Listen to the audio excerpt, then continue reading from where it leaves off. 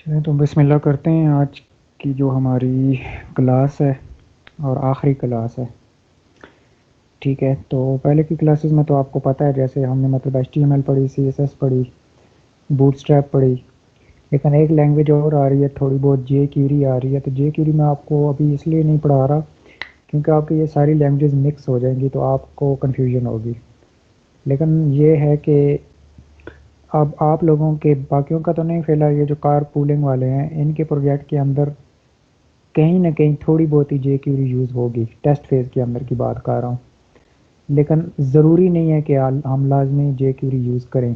लेकिन उसमें उसने जो ऑप्शन दी है एजेक्स का नाम देके, तो उसमें ये ऑप्शन है कि समझो कि आप जेक्यूरी यूज़ कर सकते हो। एजेक्स और जेक्यूरी वैसे थोड़ी सी अलग सी बात है, लेकिन एजेक्स कोई लैंग्वेज नहीं होती, ठीक है। और लेकिन ये एक ऐसी चीज़ है जो दो चार चीज़ों को मिला के बनती है, लेकिन इसमें मैक्सिमम आपकी जे क्यूरी ही यूज़ होती है। तो जे क्यूरी कोई मुश्किल कोई नहीं है, आप लोगों की जो फाइल यूज़ होगी जस्ट उस फाइल को मैं आपको रटा लगवा दूंगा बस। क्योंकि आपने अगर वो लैंग्वेज पढ़ी तो आपके लिए मसला ये होगा कि आपकी वो चीज़ें मिक्स हो जाएंगी, तो आपकी बाकियों की प्रैक्टिस नहीं है, तो उसकी प्रैक्टिस आप करेंगे तो वो काम आपके लिए कंफ्यूज वाला हो जाएगा कि आप खुद जो है ना परेशान हो जाएंगे कि ये क्या है। लेकिन इतनी मुश्किल वो भी कोई नहीं है, बड़ी ईजी है। खैर, अब हमने बाकी की लैंग्वेजेस पढ़ी थी, PHP का मैंने आपको बताया। फिर हम डेटाबेस की तरफ कल की क्लास में जो गए थे कि डेटाबेस, तो डेटाबेस की तरफ हम गए।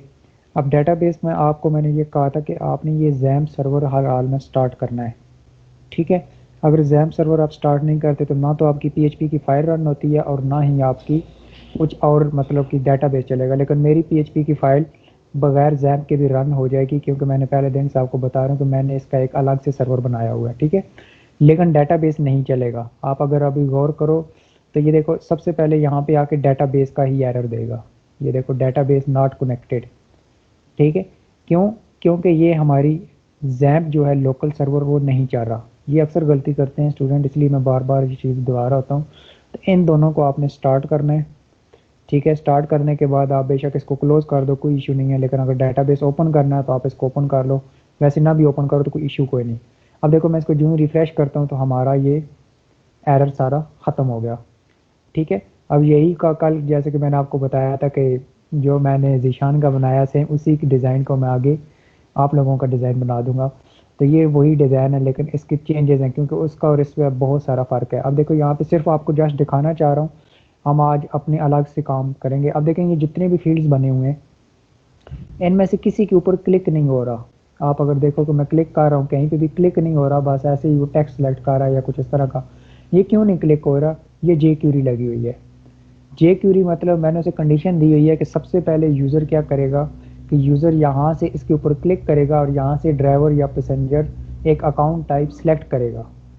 जो ही अकाउंट टाइप हमने सेलेक्ट की तो अब देखें सारे के सारे फील्ड्स इनेबल हो गए। अब आप जो मर्जी इसमें डाटा लिखो, लिख सकते हो। लेकिन इसमें आप वाले प्रोजेक्ट में टेस्ट फेज में उसने एक एक्स्ट्रा चीज़ दी है जो थोड़े से एडवांस लेवल पे है। वो ये है कि उसने कहा कि जी इमेज भी ऐड करो।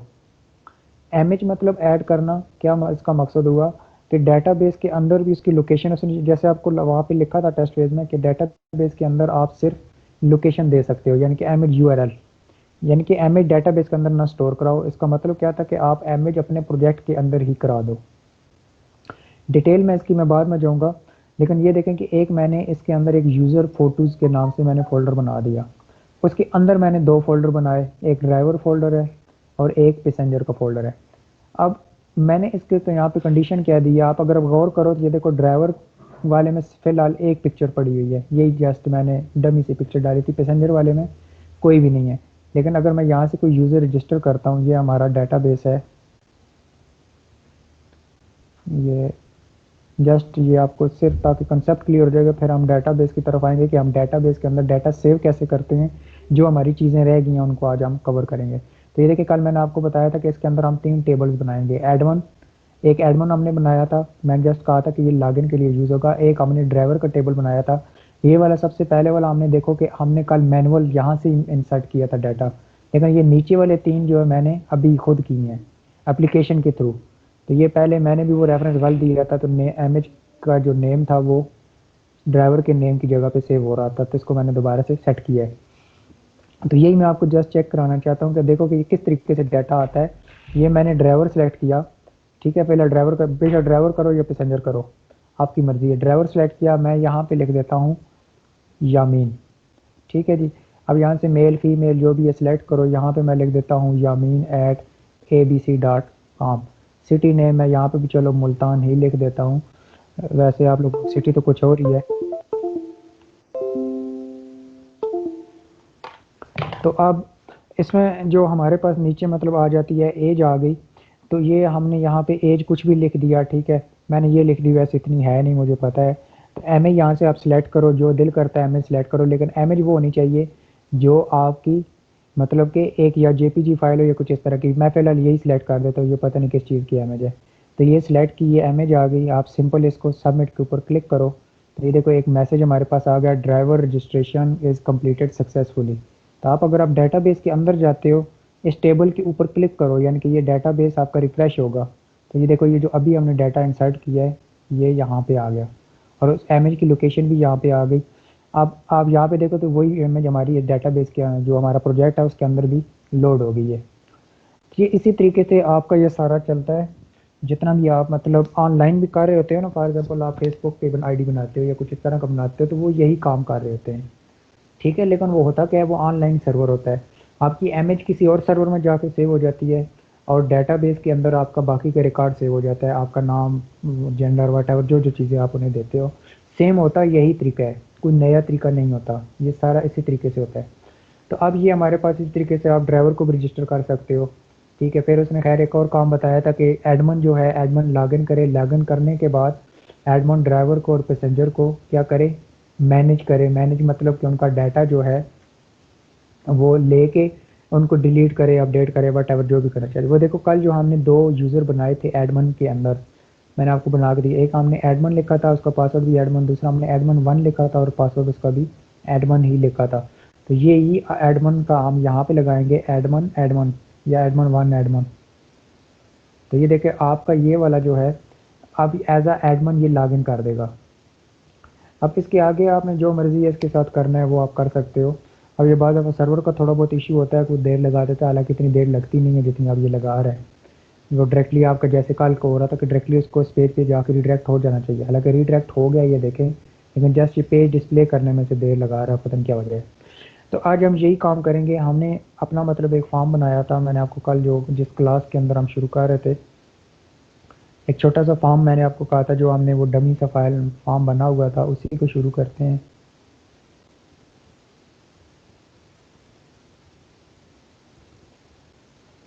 इसके अंदर हमने ये जो फॉर्म बनाया था, न्यू फाइल के अंदर हमारे पास एक फॉर्म था।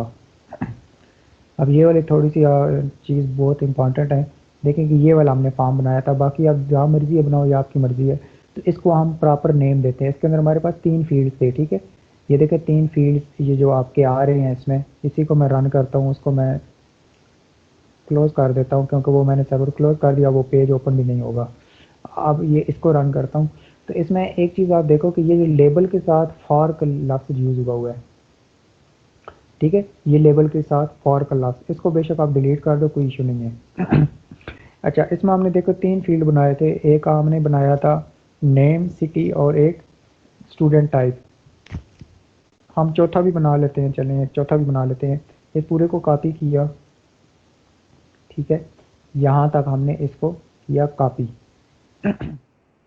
और यहाँ पे हम एक चौथा इसका बना देते हैं, क्या नाम रखते हैं हम उसका, जेंडर रख देते हैं,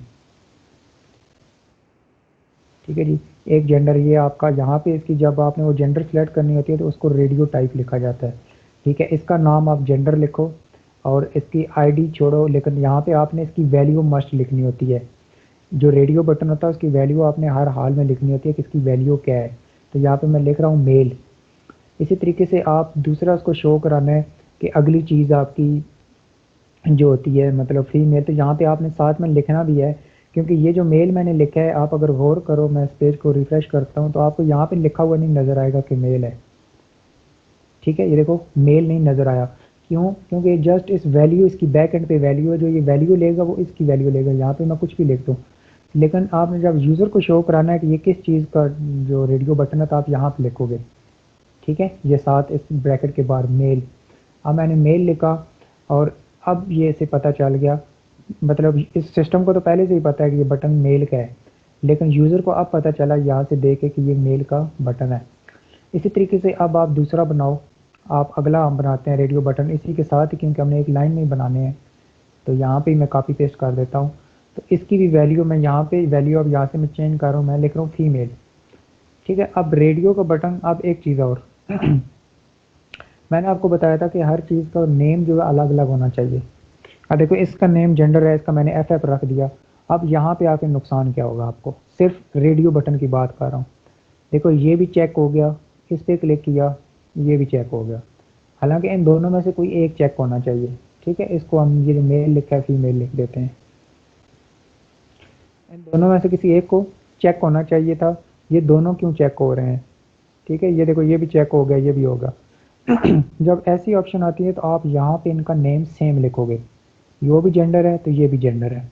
अब वो क्या काम करेगा, अब उसे पता है बेशक 10 रेडियो बटन है तो 10 के 10 पे आप ऐसे ही सेम नेम लिख दोगे, अगर उनमें से कोई एक सिलेक्ट करना है तो ये देखो अब दोनों में से कोई एक सिलेक्ट हो रहा है, वो सिलेक्ट किया तो ये ख़त्म, ये किया तो वो ख़त्म।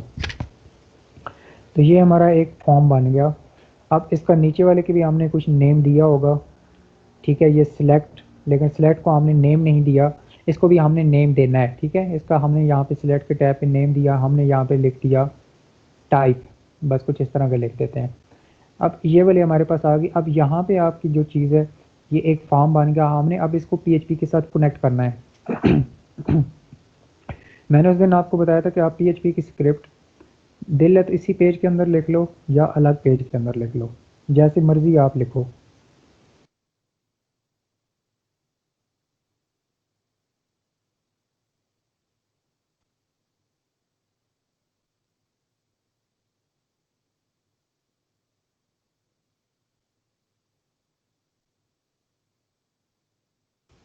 अच्छा, तो इसमें अब जो अगली चीज़ हमारे साथ है, हमने जो अगला काम करना है कि फॉर्म तो हमारा बन गया, डिज़ाइन मैं इसको नहीं कर रहा, डिज़ाइन आप खुद ही करो, जो रंग शंग करना है जो भी करना है आपने। मैं नहीं कर रहा, जस्ट हम इसके साथ डेटाबेस कनेक्ट करते हैं। तो मैंने आपको कहा था कि आप अलग पीएचपी में बना दो फाइल में या इसी के अंदर लिखो, लेकिन देखो इसी फाइल के अंदर अगर हमने ये बैक एंड की कोडिंग भी लिखी तो पहले ही इसके अंदर इतना ज़्यादा कोड है तो ये बहुत बड़ी फाइल हो जाएगी, तो नए यूज़र के लिए समझना मुश्किल होता है। तो इसलिए हम क्या काम करेंगे, हम एक अलग से फाइल बनाएंगे। ठीक है, हम इस फोल्डर के अंदर एक अलग मैं फाइल बना लेता हूँ, मैं लिख लेता हूँ कि कुछ भी नाम लिख लेता हूँ, मैं लिखता हूँ डीबी। डीबी इसलिए लिख रहा हूँ ताकि आपको पता चल जाए कि ये डेटाबेस है। ठीक है, ना भी डीबी लिखो तब भी चल जाएगा, बेशक डायरेक्ट एज इट नेम लिख दो। मैं लिख रहा हूँ डीबी, ठीक है, क्रिएट, बस इस तरह का नाम लिख देता हूँ, डीबी क्रिएट डॉट पीएचपी। ये एक हमारी फाइल बनी। इसके अंदर क्योंकि हमें सारा का सारा पीएचपी कोड ही चाहिए, कोई एचटीएमएल नहीं चाहिए, तो स्टार्टिंग से ही हमने ये एचटीएम पीएचपी का टैग लगा दिया। अब यहाँ पे हम उसकी वैल्यूज़ गेट करेंगे। वैल्यूज़ गेट करने के लिए सबसे पहले आपको ये एक कंडीशन लगानी पड़ेगी, ये याद रखना, ये कंडीशन होती है इफ़, यानी कि मैं ये उसे कहना चाह रहा हूँ कि अगर, अगर क्या, कि अगर इस सेव के बटन के ऊपर क्लिक हो तो ये काम हो, अदरवाइज नहीं। रीसेट का तो आपको मैंने बताया था as it just field use करने के लिए होता है।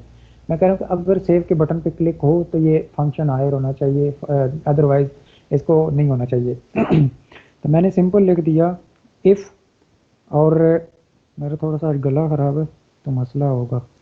अच्छा, यहाँ पे मैंने उससे क्या लिखा कि इफ़ इज़ सेट।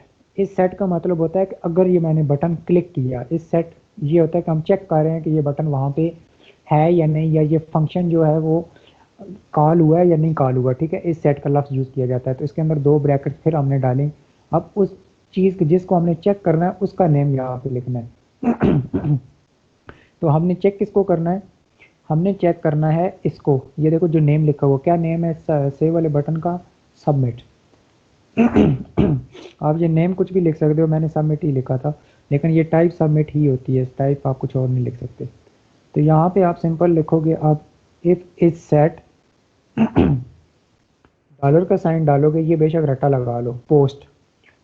ठीक है, डॉलर का साइन पोस्ट, और ये चीज़, ये ज़रा गौर करो इस पर, मतलब कि आपने इस पर लिखा इफ़ इज सेट, ठीक है, इफ़ इज सेट पोस्ट, ठीक है, डॉलर अंडर स्कोर पोस्ट, वही जो रात को आपको मैं करके दिखा रहा था कि जब हमने किसी फील्ड की वैल्यू गेट करनी होती है तो हम ये लिखते हैं। तो ये आगे वाला काम वही है, पोस्ट ये। अब जब इफ़ आता है तो इफ़ के साथ ज़ाहिर सी बात है करली ब्रैकेट्स भी आती हैं, यानी कि इफ़ की कंडीशन हम उसे बता रहे हैं कि अगर ये बटन सेट हुआ तो हमने क्या करना है। ठीक है, हम उसे ये पूछ रहे हैं, मतलब सिस्टम हमसे पूछ रहा है कि अगर ये बटन पे इफ़ जो है आपकी ये कंडीशन ट्रू होती है, बटन पे यूज़र ने क्लिक कर दिया तो आपने यहाँ पे करना क्या है। ठीक है, मैं फॉर एग्जांपल मैं यहाँ पे लिख देता हूँ इको, जस्ट समझाने के लिए, बस ये कुछ मैंने लिख दिया। अब ये फाइल हमने रन करनी है, उसके अंदर इसके साथ कनेक्ट करनी है इस फाइल के साथ। तो हम क्या काम करेंगे, जो रात को मैंने आपको बताया था, सिंपल आप यहाँ पे लिखोगे हेडर टैग के अंदर ये जो हमने लिखा था, जैसे ये हेडर इंक्लूड किया था, सेम इसी तरीके से यहाँ पे भी हम लिखोगे। आप ब्रैकेट्स डालो या डायरेक्ट ब्रैकेट्स के बगैर ऐसे ही लिख दो तब भी चल जाएगा। आप यहाँ पे लिखोगे डीबी, ठीक है, देखो कि ऊपर मैंने ब्रैकेट डाली है, नीचे मैंने ब्रैकेट के बगैर ही लिख रहा हूँ, आप जैसे मर्जी है लिख दो, कोई इशू नहीं है। अच्छा, डीबी क्रिएट डॉट पीएचपी, पता चल गया इस फाइल हमारी ये कनेक्ट हो गई है इस वाले पेज के साथ। ठीक है, इस पेज के साथ ये हमारी फाइल जो हमने बैक एंड कोडिंग लिखी है ये कनेक्ट हो गई है। अब देखो मैं जो ही सेव बटन के ऊपर क्लिक करता हूँ तो ये देखो हमारे पास ये लफ्ज़ लिखा हुआ आ गया, जो मैंने कहा था कि एको फलां फलां फलां, पता नहीं जो भी मैंने लिखा। ठीक है, ये अब अगर यहाँ पे मैं कोई नेम लिख देता हूँ, मैं लिख देता हूँ शबाज़।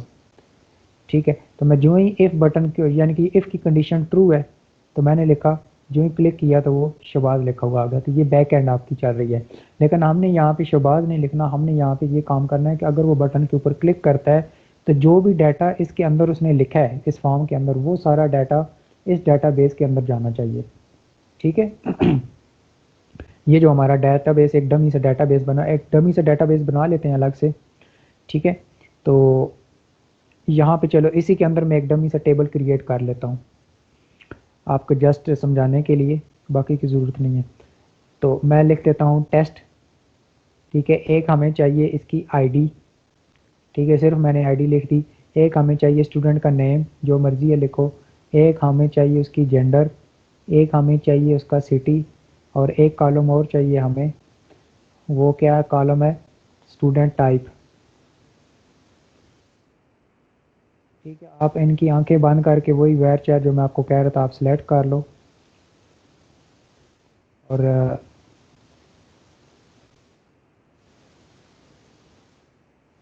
अच्छा नेम का डबल ही आ गया, सिंगल लगा लेते हैं। तो इनकी लेंथ जितनी मर्ज़ी है रख लो, मैं आपको 100 200 300 400 जितनी रखनी है आपकी मर्ज़ी है। तो ये आ गया और ये आ गया। अब ये आईडी है, इसको हमने प्राइमरी की रखना है तो इसलिए हम इसको ए आई सेलेक्ट कर देंगे क्योंकि ये इंटीजर है। इंटीजर के लिए ए आई होता है, अदरवाइज़ नहीं होता। तो ये एक टेबल क्रिएट हो गया। अब देखो सबसे पहले हमें इस टेबल के अंदर डाटा सेव कराने के लिए हमें इस डेटाबेस के साथ इस प्रोजेक्ट को कनेक्ट कराना है। ठीक है, इसके साथ कनेक्ट कराना है। तो कनेक्ट कराने के लिए क्या होता है कि हमें सबसे पहले इस इफ़ की कंडीशन से ऊपर ही हम इसका कनेक्शन बना लेते हैं। ठीक है, पहले हम ये चेक करेंगे कि ये हमारी जो एप्लीकेशन है ये डेटाबेस के साथ कनेक्ट है या नहीं। अगर तो वो कनेक्ट है फिर हम इफ़ की कंडीशन पे आएंगे। तो जब डेटाबेस की कंडीशन के साथ आप करते हो तो आप सिंपल एक काम लिखते हो, छोटा सा काम। आप क्या करोगे, आप यहाँ पे एक वेरिएबल दोगे, कोई भी वेरिएबल का नाम लिख लो। ठीक है, मैं यहाँ पे कनेक्शन लिख रहा हूँ, इक्वल है, आप यहाँ पे अब लिखोगे my S Q L I underscore connect. ठीक है, my S Q L I underscore connect, ये एक कमांड है। ठीक है, अब जो ही कमांड आई है इसके अंदर सबसे पहले आपने लिखना होता है अपने डेटाबेस सर्वर का नाम, यानी कि अगर कोई वेबसाइट है तो उस वेबसाइट का एड्रेस लिखना होता है, लेकिन हम हमारा डेटाबेस क्योंकि लोकल है। ठीक है, तो ये लोकल होस्ट, ये देखो जो पहला एड्रेस होता है ना सबसे पहला, ये आपका सर्वर का एड्रेस होता है। सबसे पहला उसका क्या है, लोकल होस्ट, आपका सबका लोकल होस्ट ही होगा। ठीक है, सिर्फ लोकल होस्ट, ये आंखें बंद करके आपने लिख लेना है। तो लोकल होस्ट, ये आपका आ गया सर्वर का नेम। अब सर्वर के नेम के बाद आपने डालना है कॉमा। ठीक है, ये देखो डबल कोटेशन मार्क के अंदर है, ये चीज़ ध्यान से करना। पहले आ गया आपका सर्वर, फिर आपने डाला कॉमा, अब आपने लिखना है यूज़र नेम। यूज़र नेम आपने ये भी आप आंखें बंद करना है क्योंकि आपका जैम्प है, तो जैम्प के अंदर डिफ़ॉल्ट में जो यूज़र होता है वो आपका रूट होता है। ठीक है, अगर आपको खुद से नया यूज़र क्रिएट करते हो ए बी सी या शबाज या वट जो भी, तो फिर आप वो लिखोगे, लेकिन आपने ज़ाहिर सी बात है किसी ने भी नहीं क्रिएट किया, बस इंस्टॉल किया और शुरू कर दिया, तो आपका यूज़र होगा रूट। उसके बाद आपका आता है पासवर्ड। पासवर्ड इसके ऊपर कोई नहीं होता। आप देखो जो ही मैं इस डेटाबेस के ऊपर क्लिक करता हूँ इस एडमिन के ऊपर, इसके ऊपर, तो वो डायरेक्टली ये पेज ओपन कर देता है, ये वाला, सॉरी ये डेटाबेस वाला। आपसे कहीं पे वो पासवर्ड नहीं मांग रहा था, डायरेक्टली आपका डेटाबेस शो कर देता है। इसका मतलब क्या हुआ कि आपके डेटाबेस के ऊपर कोई पासवर्ड नहीं लगा हुआ।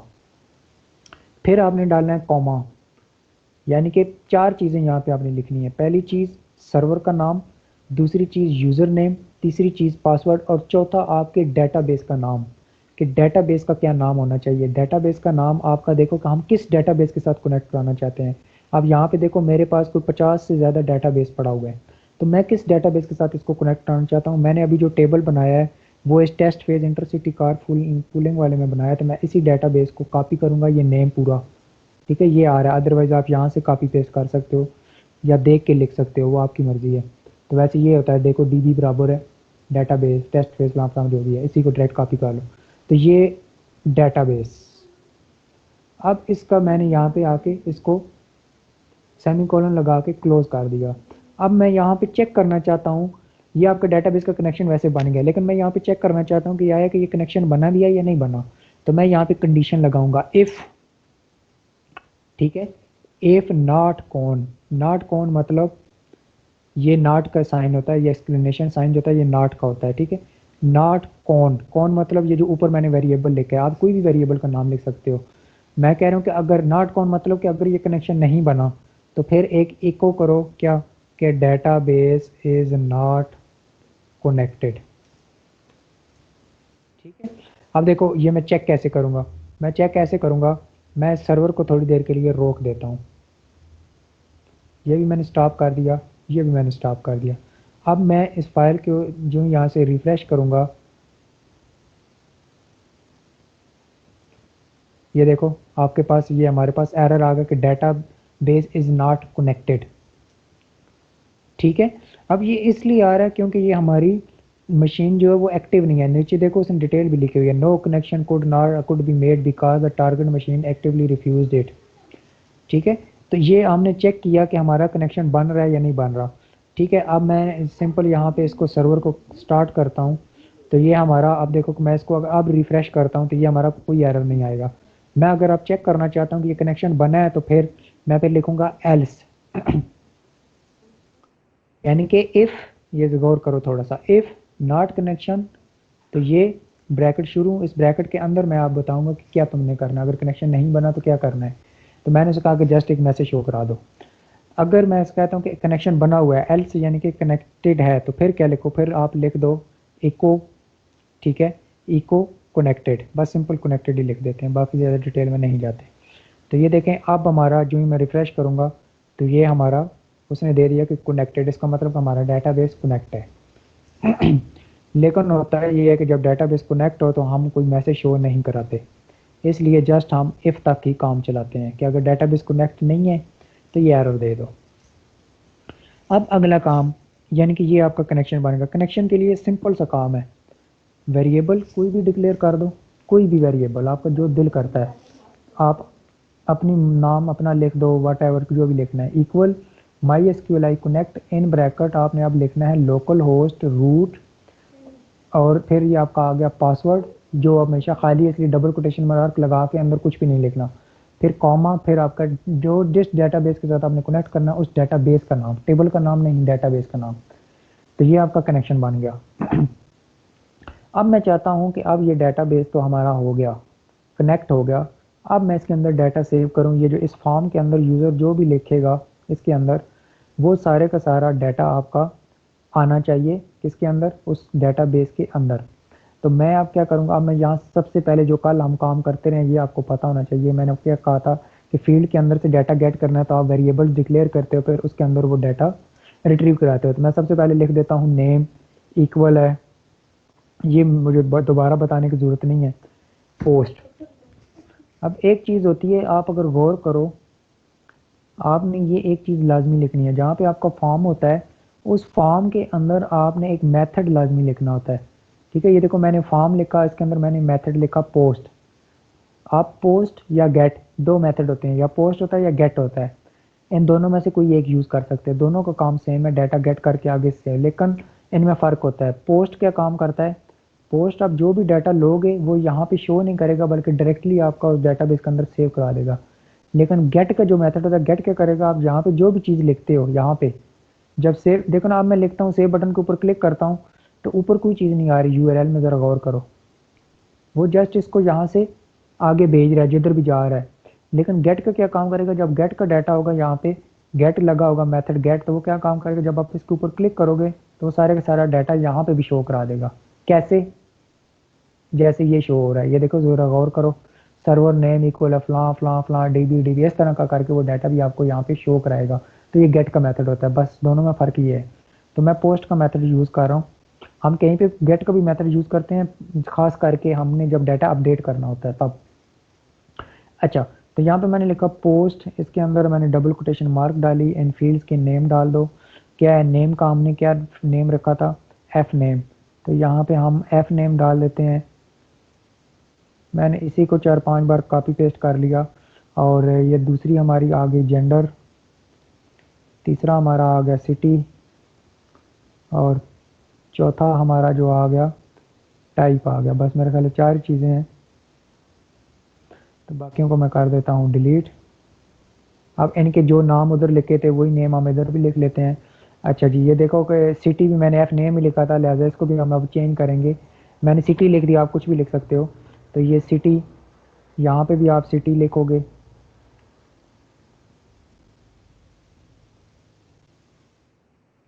आगे हमारे पास जेंडर का नेम, मैंने जेंडर ही लिखा हुआ है, तो जेंडर ही लिखोगे। तीसरी हमारी है टाइप, उसका पता नहीं मैंने नेम क्या रखा है, उसका नेम मैंने टाइप ही रखा। आप कोई भी नेम रख सकते हो, ठीक है, ए बी सी इस तरह का कुछ भी। लेकिन मैंने आपको कहा है कि आपने कुछ नेम इस तरह का रखना है जो आपको वैसे ही अंदाज़ा हो जाए कि इसका नेम ये होगा। ये आ गया, तो ये वैल्यूज़ हमने कर ली गेट। अब इन वैल्यूज़ को हमने सेव कराना है, तो हम सिंपल एक क्यूरी लगाएंगे। ये जो कल हम डेटाबेस के अंदर क्यूरी लगाते हैं, सेम वही क्यूरी है यहाँ पे, लेकिन हमने देखो कि एक वेरिएबल डिक्लेयर किया। मैंने इसका नाम क्यूरी रख दिया, वेरिएबल को कोई भी नाम रख सकते हो। इसके अंदर आप अब लिखोगे, ठीक है, सिंपल आप यहाँ पे आके आप अपनी क्यूरी लिखोगे। क्यूरी कौन सी है, जो हम कल यूज़ करते रहे, सेम वही क्यूरी है, कोई नई क्यूरी ये नहीं है।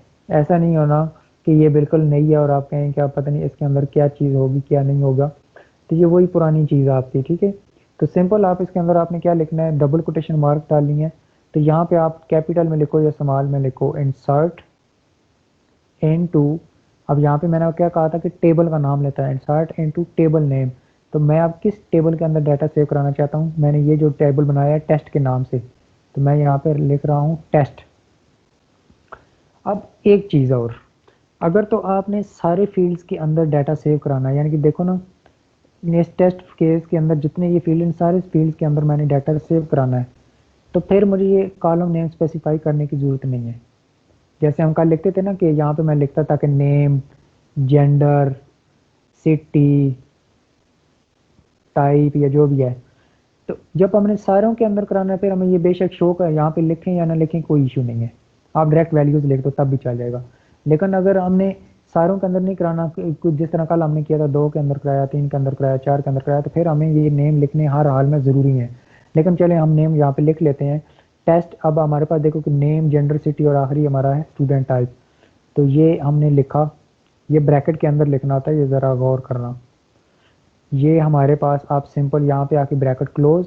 अब हम आगे क्या लिखेंगे, वैल्यूज़, फिर ब्रैकेट लगाएंगे। अब देखो कि डबल कोटेशन मार्क मैंने कल भी आपको बताया था, अगर आपने बाय डबल कोटेशन मार्क लगाया तो अंदर आपको कहीं कोटेशन मार्क लगाना तो आप सिंगल लगाओगे, लेकिन यहाँ पे आप सिंगल लगा के आप लिखोगे, आप जस्ट इस तरह का, ठीक है,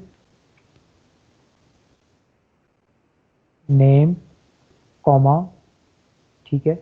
फिर आगे आप ऐसे ना भी लिखो, क्योंकि हमारे डायरेक्ट वेरिएबल है, तो आप ये double quotation mark, single quotation mark ना भी डालो तब भी चल जाएगा, क्योंकि ऑलरेडी हम वेरिएबल के अंदर से वैल्यूज उठा रहे हैं। अच्छा, ये जेंडर, सिटी ठीक हो गया, और आखिरी हमारी क्या चीज़ है, कॉमा डाला, टाइप। अब ये मैं कहाँ से लिख रहा हूँ, ये नेम, जेंडर, टाइप, ये मैं लिख रहा हूँ ये वाले जो हमने डिक्लेयर किए थे, ये वाले, ठीक है। ये नेम वेरिएबल लिखा है मैंने, ये जेंडर, ये सिटी, या मैं ऐसे डायरेक्ट भी लिख सकता हूँ यहाँ पे पूरा, यानी कि इस तरीके से डॉलर अंडरस्कोर पोस्ट, ऐसे डबल सिंगल कोटेशन मार्क, ये डबल कोटेशन मार्क, नेम, ये फिर आगे अगला, फिर अगला, फिर अगला, तो इस तरीके से लंबा हो जाएगा। इसलिए हमने पहले ही उनको वेरिएबल्स के अंदर सेव करा दिया और उन वेरिएबल्स के नाम हमने यहाँ पे लिख लिए। तो ये हमारी क्यूरी तो लग गई। क्या इस क्यूरी लगने के बाद ये डाटा सेव हो जाएगा? नहीं सेव होगा। अब हमने यहाँ पे इसका अगला फंक्शन जो आपने लगाना है, यहाँ पे आप एक और वेरिएबल दोगे, रिजल्ट या वट एवर जो दिल करता है वो वेरिएबल का नाम आप रख दो। यहाँ पे आप अब लिखोगे माई एसक्यूएलआई अंडरस्कोर क्यूरी। ठीक है, माई एसक्यूएलआई अंडरस्कोर क्यूरी। अब सबसे पहले आप यहाँ पे इसका कनेक्शन का लिंक देंगे। कनेक्शन जो ऊपर हमने बनाया है, ऊपर हमने क्या कनेक्शन बनाया है, ऊपर हमने देखो कि ये एक वेरिएबल डिक्लेयर किया था ना, कौन नाम लिखा था, ये वाला हमने यहाँ पे लिखना होता है। बेशक इसको रट्टा लगा लो। और इसके बाद हमने क्या करना है, ये वाली क्यूरी, तो सिंपल कॉमा डाल के ये क्यूरी डाल दी। अब ये आपका डाटा अगर सही ये एग्जीक्यूट हुई क्यूरी तो आपका ये डाटा सेव हो जाएगा। लेकिन हम ये शो करना चाहते हैं कि डाटा जब सेव हो तो कोई मैसेज आना चाहिए, हमें पता भी चले ना कि डाटा सेव हुआ या नहीं हुआ। लेकिन चलो फिलहाल ट्राई करते हैं कि ये देखो कि मैं इसको करता हूँ रिफ्रेश। मैंने यहाँ पे लिखा ए बी सी या वट एवर जो भी सिटी, मैंने ए बी सी लिख दिया, जेंडर ये सिलेक्ट कर दी और स्टूडेंट टाइप भी कुछ सिलेक्ट कर देता हूँ। तो ये देखो अब कुछ हुआ है, हमें नहीं पता चला कि पता नहीं क्या हुआ है। तो हम इस टेबल के अंदर जाते हैं, देखते हैं क्या हुआ है। फिलहाल कुछ भी नहीं हुआ। ठीक है, अब इसकी वजह क्या है कि क्यों नहीं हो रहा, ये डाटा इधर क्यों नहीं आ रहा। इसको हालांकि डाटा को आना चाहिए लेकिन यहाँ पे ये नहीं आ रहा। इसकी वजह क्या है? इसकी वजह ये है कि अभी थोड़ा सा हमने इसमें काम और करना है। हम चेक करेंगे कि अगर कोई एरर है तो हमें तब भी पता चल जाए कि डाटा सेव क्यों नहीं हुआ, और अगर डाटा सेव हो गया तब भी पता चल जाए कि डाटा आपका सेव हो गया। तो इसलिए हम यहाँ पे एक काम करेंगे, एक कंडीशन लगाएंगे कि इफ़, मेरे ख्याल से आपकी एक क्लास और लगेगी, खैर, इफ़ रिजल्ट इक्वल है ट्रू। ठीक है, या आप इस तरीके से लिख सकते हो, या सिर्फ इफ रिजल्ट जैसे हमने पहले लिखा था इस तरीके से भी लिख सकते हो। तो आप यहाँ पे लिखोगे अगर रिजल्ट ट्रू है यानी कि डाटा सेव हो रहा है, तो फिर आप यहाँ पे एक इको करो। इको क्या करो? Data inserted successfully. और अगर ये डाटा ट्रू नहीं है यानी कि रिजल्ट हमारा, ये जो ऊपर रिजल्ट कौन सा है इसकी बात कर रहा हूँ कि ये क्यूरी है, else echo data not inserted. अब देखते हैं क्या होता है। अब इसको सिंपल हमने इस पूरे को रिफ्रेश किया, बल्कि इसको क्लोज करके पूरा हम सर्वर रीलोड करते हैं।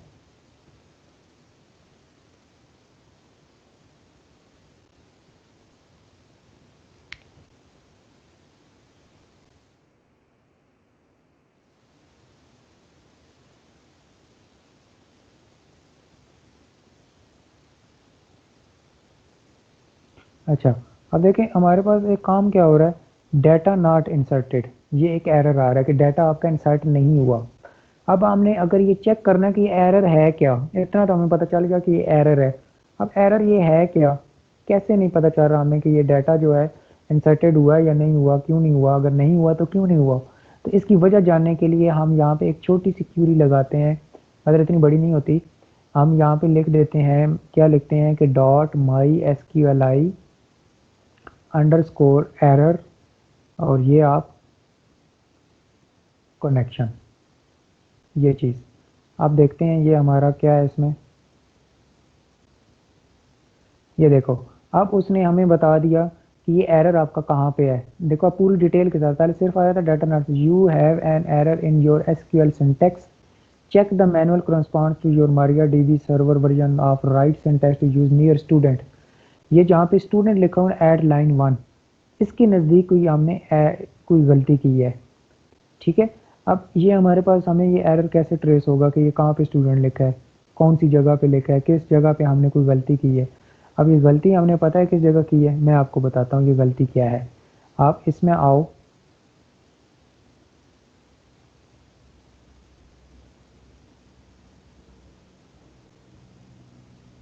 ये हमारे देखें कि पहले तो हमने चेक किया कि डाटाबेस तो की टाइप्स तो नहीं गलत, डाटाबेस की टाइप्स हमारी 100% ठीक है, इनमें किसी में कोई इशू नहीं है। तो अब वो जो अगला एरर दे रहा है वो कह रहा है कि एट लाइन 1, किधर गया, ये आ गया नियर स्टूडेंट लाइन 1। ये स्टूडेंट का लफ्ज़ हमने जहाँ पे यूज़ किया है वहाँ पे हमारा कोई एरर है, इस जगह पे हमने कोई गलती की है। ये भी हमारा ठीक है। Name, gender, type. अब यहाँ पे एक हम ये चीज़ गलत करके देखते हैं कि अब वो क्या करता है। अच्छा, उसको रीलोड करना पड़ेगा फिर आएगा कुछ।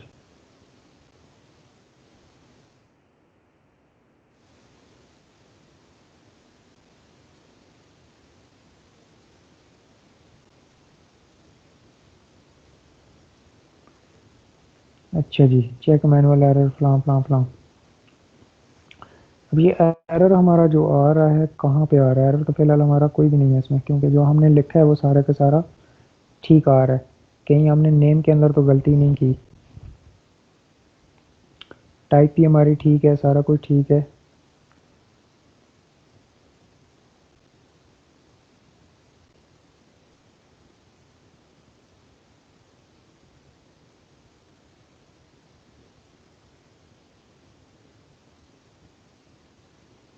मेथड भी हमारा ठीक है, कैपिटल लिखो स्मॉल लिखो कोई इशू नहीं है।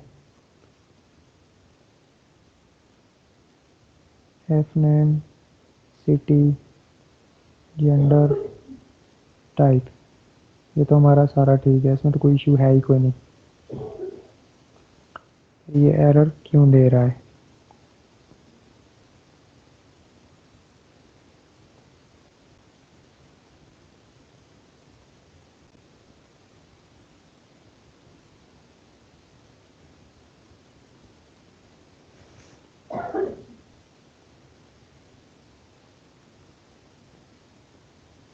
अच्छा, यहाँ पे हम एक काम करते हैं, हम यहाँ पे इसका, क्योंकि ये जो है इसका यहाँ पे सिंगल कोटेशन मार्क लगा के चेक करते हैं, क्योंकि बाद दफ़ा वो इसका भी इशू कर देता है। ठीक है, तो ये सिंपल आप यहाँ पे इस तरह के इनके साथ जो हमने वेरिएबल्स लिखे हैं इनके साथ सिंपल हम सिंगल कोटेशन मार्क लगा लेते हैं। अब चेक करते हैं कि इसके अंदर क्या इशू है।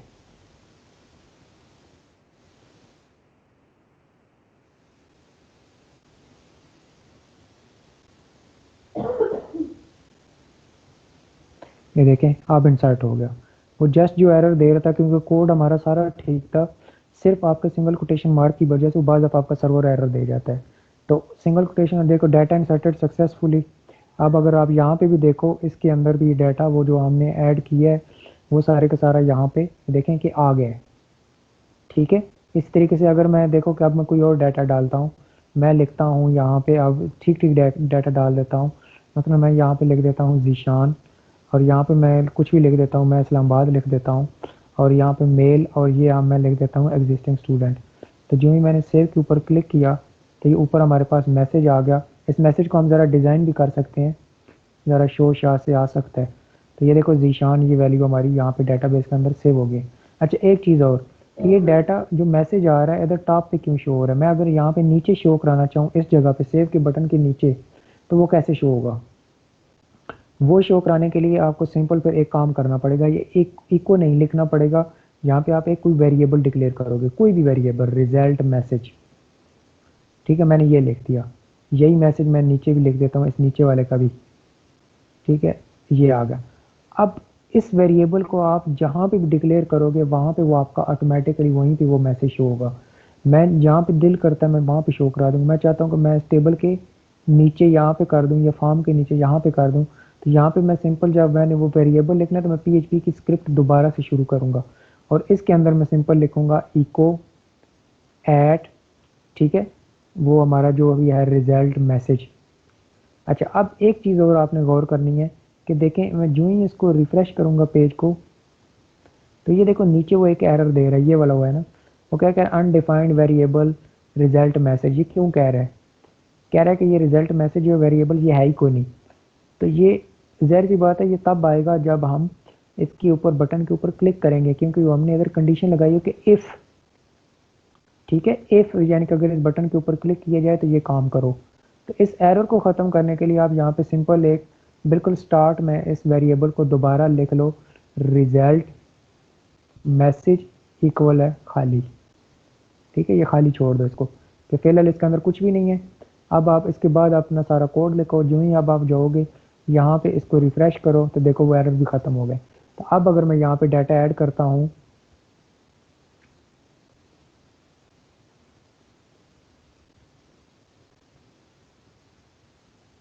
तो ये देखो डाटा इंसर्टेड सक्सेसफुली अब वहाँ की बजाय यहाँ पे आया है। तो अब आप इसको डिज़ाइन भी दे सकते हो इस डाटा को। मैंने आपको उस दिन आप बताया था कि अगर आपने किसी में चीज़ को डिज़ाइन करना है तो ये इको की कमांड लगाओगे या जो भी उसके डबल कोटेशन मार्क के अंदर या सिंगल कोटेशन मार्क के अंदर आप HTML यूज़ कर सकते हो। तो अब मैं देखो यहाँ पे लिख देता हूँ H1 स्टाइल कलर, क्योंकि बार डबल है तो यहाँ पे सिंगल आएगा, कलर रेड। तो अब आप अगर देखो तो ये मैं आप यहाँ पे H1 को क्लोज कर देता हूँ। तो अब अगर मैं इसी को दोबारा पेज को यहीं से रिफ्रेश कर देता हूँ क्योंकि ये डाटा ऑलरेडी सबमिट हुआ होता है तो वही डाटा आपका दोबारा सेव होगा। अब देखो ये इस तरह से मैसेज आ गया। तो ये आज हमने डाटा इंसर्ट कर लिया। तो मुझे आपको थोड़ा सा काम है, वैसे तो मैं चाह रहा था कि आज आपकी क्लास जो है ना सारा कुछ एंड कर दूँ। तो इंशाल्लाह कल मैं देखता हूँ अगर टाइम है तो कल, नहीं तो परसों आपकी आखिरी क्लास रख के ना सिर्फ अब आपने इंसर्ट करना है और यहाँ पे डाटा रिट्रीव करके दिखाना है और फिर उसके बाद इंसर्ट तो हमारा हो गया। वो डाटा को जो रिट्रीव होगा उसको अपडेट करेंगे और डिलीट करेंगे, बस आपके सारे टॉपिक्स कवर हो जाएंगे। ठीक है, तो आज के लिए बस इतना ही है कि हमने डाटाबेस का कनेक्शन बनाया और डाटा इंसर्ट किया। तो इस पर आप प्रैक्टिस कर लो। बाकी इसकी आपको मैं बता रहा हूँ ना, आप इस चीज़ को जैसे मर्जी है शो करा सकते हो, ये आपकी मर्जी है। ठीक है, लेकिन जब आपने किसी चीज़ को कहीं और शो कराना तो आप एक वेरिएबल डिक्लेयर करते हो, फिर उस वेरिएबल को जहाँ पे मर्जी है, अब देखो यहाँ पे मैंने किया ना, मैं इस वेरिएबल को यहाँ पे भी मैंने किया है, मैं इसी वेरिएबल को यहाँ यहाँ पे भी कर देता हूँ, ये इन इस टेक्स्ट के दरमियान भी कर देता हूँ, इसी वेरिएबल को मैं ये स्टूडेंट इन्फो के नीचे भी कर देता हूँ। अब देखो होगा क्या, अब वो डाटा तो हमने ऑलरेडी किया हुआ है ना, या बेशक नया डाटा एंटर कर लो कोई इशू नहीं है। चलो ये लिख लिया, ये लिख लिया, ये लिख लिया। तो ये देखो जहाँ जहाँ पे मैंने उस वेरिएबल को किया वहाँ वहाँ पे ये मैसेज हमारा शो हो गया। मतलब ये ज़रूरी नहीं कि एक जगह पे आप जिधर मर्जी शो कराओ, ये आपकी मर्जी है, जैसे मर्जी है करो। बेशक यहाँ पे कुछ और शो करा दो, ABC लेके शो करा दो, जो दिल करता है शो करा दो। आपने बूट स्ट्रैप लगानी है, आप यहाँ पे बूट स्ट्रैप भी लगा सकते हो। बूट स्ट्रैप अब सिंपल आपने क्या करना है, बूट स्ट्रैप वही पुरानी बात मैंने आपको क्या कहा था कि बूट स्ट्रैप के लिए आपको 3-4 सिर्फ चीज़ें याद रखनी है, बाकी ज़रूरत नहीं है। कि वो क्लास के नेम से चलेगी और जो बटन होता है या बटन या अलर्ट, ठीक है, मैंने आपको बताया था कि alert danger, alert primary, alert success, alert warning, alert इस तरह का। तो ये अलर्ट सक्सेस मैं यहाँ पे लिख देता हूँ। तो अब देखो जो ही मैं इसको यहाँ से रिफ्रेश करता हूँ तो वो देखो बूटस्ट्रैप के जो हमारी है वो चीज़ यहाँ पे आ गई है। CSS तो हम और लिखते हैं, बूटस्ट्रैप की आपको मैंने बताया कि 5-6 इसके स्टाइल जो है ना वो बस वही है, आपके सिर्फ क्लास नेम का रट्टा लगा होना चाहिए, वही लगेगा। Class success green colour, class primary blue colour, class warning red colour, class warning yellow colour और क्लास जो है डेंजर होता है वो रेड कलर और क्लास सेकेंडरी आपका ग्रे कलर। आप इसी तरीके से अलर्ट डेंजर, अलर्ट प्राइमरी इस तरह से लिख सकते हो, BT and danger Betty and ये लिख सकते हो। ठीक है, क्लास के नेम की बात कर रहा हूँ, तो ये आपकी मर्जी है। बाकी आज के लिए इतना ही। आप कोई क्वेश्चन है तो माइक ऑन करके बता दें, नहीं है तब भी बता दें। बाकी मेरी तरफ से जो है ना फिर उसके बाद अल्लाह हाफिज़ है।